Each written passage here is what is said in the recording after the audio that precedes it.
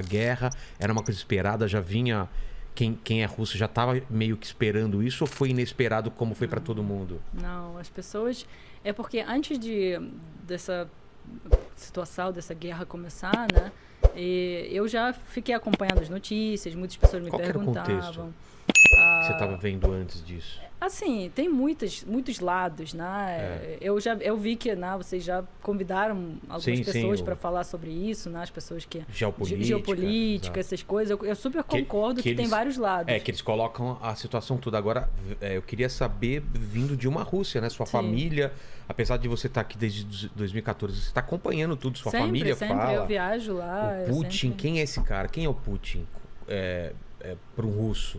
Qual é não agora, esquece agora, mas como que era o Putin? É um cara que realmente as pessoas confiavam, que ele ajudou, e aí ele foi ficando mais, sei lá, mais louco ou querendo mais poder? Como que esse cara aparece na política? Não, então, em geral, o que eu vejo, né, como uma russa, assim, porque eu de fato, assim, eu gosto de pesquisar as coisas, eu gosto de ver, né, que as pessoas falam, porque você é russa, você fala desse jeito. Não, eu acompanho várias fontes, né, em várias línguas.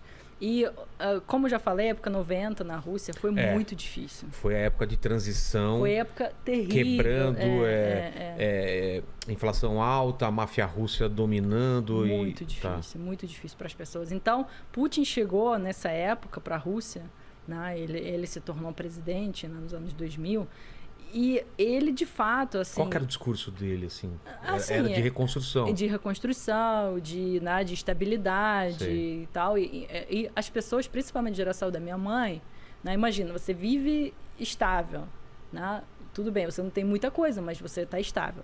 Aí, de repente, a sua vida vira de cabeça para baixo.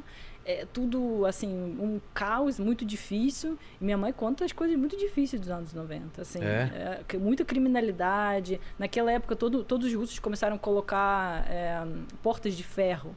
Até hoje a gente tem... Não tinha antes disso? Não, as pessoas falavam que nem fechava a porta. Começou a colocar portão, começou a... Interfone, arma essas também. Coisas, tudo. Sim, muitas pessoas começaram a ter arma, e aí, né, jogo de poder, máfia, essas coisas, era uma coisa complicada. E aí ele chegou justamente para meio que dar estabilidade, devolver estabilidade, e de fato... eu acredito que ele conseguiu. O Putin realmente ele traz mais segurança, traz um pouco mais de instabilidade e ele vai ganhando mais poder com isso. Ele vai cada vez ampliando o poder dele. Aí quando você ganha estabilidade, né, quando o país ganha estabilidade, as pessoas que viveram anos 90, elas sabem que estabilidade é a coisa muito importante para sua vida. Então, assim, pode ser que você não ganha rio de dinheiro, né? Pode ser que você tenha vida mais, sei lá, mais simples, mas é tranquilo. Tipo, você não precisa ficar preocupado que amanhã você vai acordar e não vai poder comprar coisa porque chegou hiperinflação, ou sei lá, porque alguém chegou com arma e atirou. Não, as pessoas gostaram, né, do que ele fez justamente por causa disso, porque ele deu mais estabilidade para o país. E isso é algo que a gente não pode tirar dele, assim, por mais que, né, quem apoia não apoia, mas é algo que de fato ele fez. Ele fez. E ele é uma pessoa muito forte, né, e muito diplomática.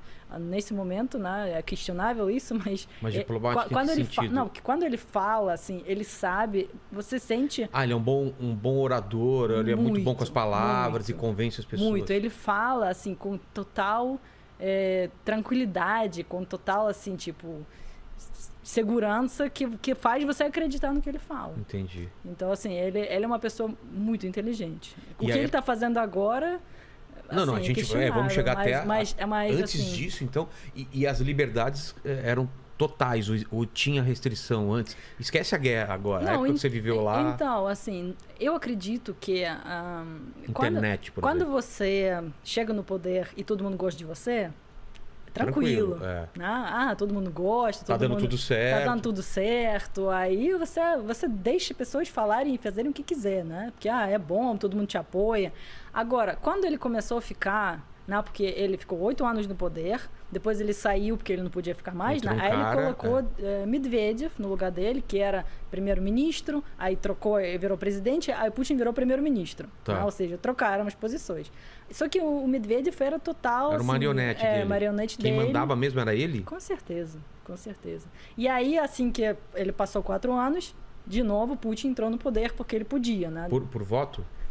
Sim, mas assim, a questão até aqui no Brasil, né, depois das últimas eleições, muita gente fala que porque hacker russo fez não sei o que, por isso que a gente tem esse presidente hoje. Porque os Estados Unidos se intrometeu, por isso que a gente tem esse presidente hoje. Se até aqui no Brasil, com a democracia é questionável, então na Rússia, quando a gente fala que não tem total democracia, é mais questionável ainda. Só que a gente vai saber a verdade? Provavelmente não. Mas eu acredito que muitas pessoas, de fato, gostavam dele, principalmente as pessoas da geração da minha mãe, da geração da minha avó, porque, de fato, sofreram, sabem como que é sofrer e apoiavam ele, né? Porque, de fato, ele trouxe estabilidade para a Rússia. Mas com o tempo, né, quando ele começou a ficar muitos e muitos anos no poder, e depois ele mudou a Constituição, né, porque antigamente você podia ficar só 4 e 4. Agora você pode ficar 6 e 6. E aí, teoricamente, ele pode ficar no poder ainda muitos e muitos anos.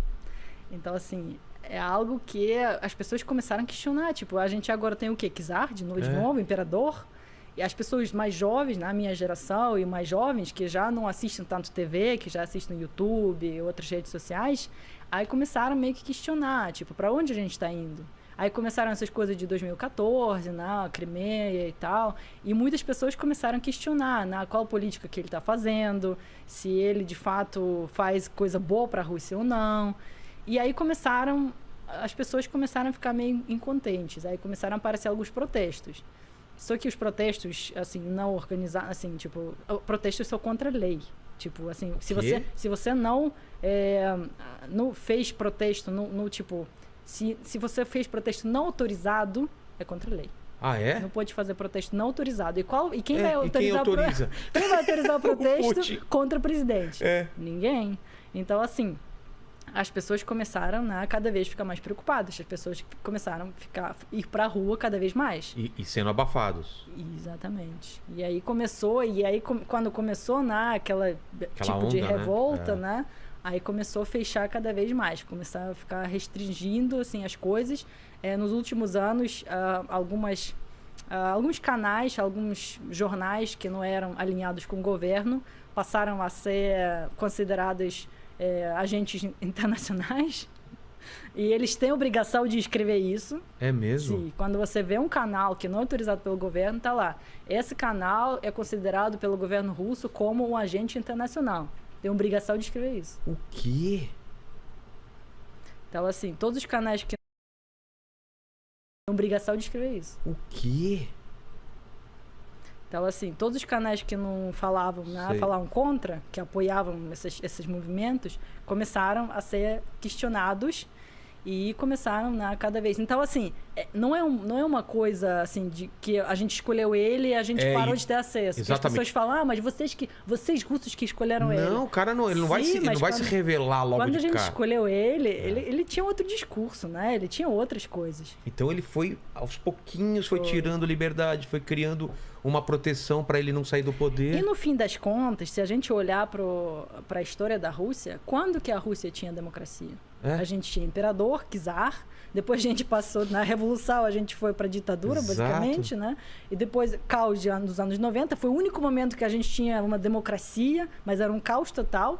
E a gente entrou de novo muitos anos de poder. No autoritarismo, né? Uma democracia mais autoritária, exatamente, né? Exatamente. Então, assim, o único momento possível que os russos têm de imaginação como seria a democracia anos 90. Nossa. Então, assim, as pessoas têm medo, né? Tem medo. E nessa situação de agora... Nossa, eu entendo perfeitamente o que você está falando, né? Ao mesmo tempo que as pessoas querem democracia, mas têm medo. Esse é um cara que traz estabilidade, mas também é autoritário. Exatamente. Então... E ele fez uma política de não deixar ninguém surgir, assim, oposição. Entendi. Que ele, assim, ele continuou, né, bem forte como líder.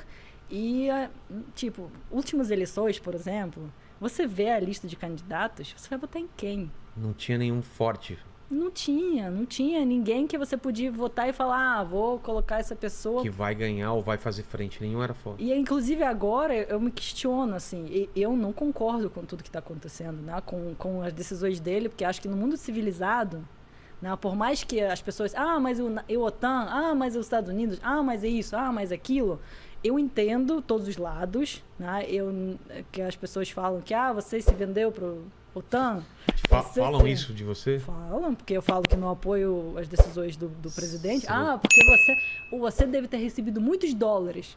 Eu falo, tá bom, não sei onde estão esses dólares, mas deve ter recebido em algum lugar.